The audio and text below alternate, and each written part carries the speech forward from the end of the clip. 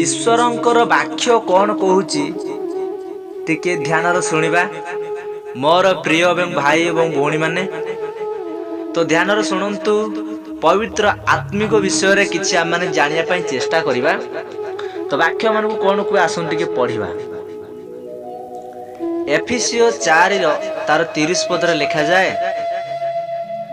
आउ ईश्वरंको जेउ पवित्र आत्मांक द्वारा तुम्बे माने मुक्ति दिवस निमंते मुद्रांकित होइछ ताहाकू दुख दियो नहीं। परमेश्वर आमानंकु कहउचंती जे जो पवित्र आत्मा द्वारा आमाने मन को परिवर्तन करिसंती आ ईश्वरंकर ज्ञान गुड़िक आमानंकु जणावछि वाक्य माध्यम रे ताहाकू आमाने दुख दबा माने उचित नुहे।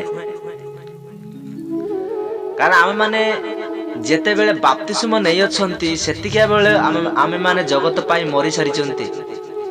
जदि आमे पवित्र आत्मा को दुख दबा ताहेले आमे का पाखरे सहमर्ति होबा आ किए आम पाई साहाय्य हबो।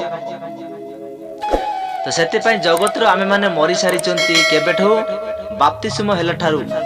तो मोर प्रिय एवं भाई भौणी माने वाक्यर आपन कोन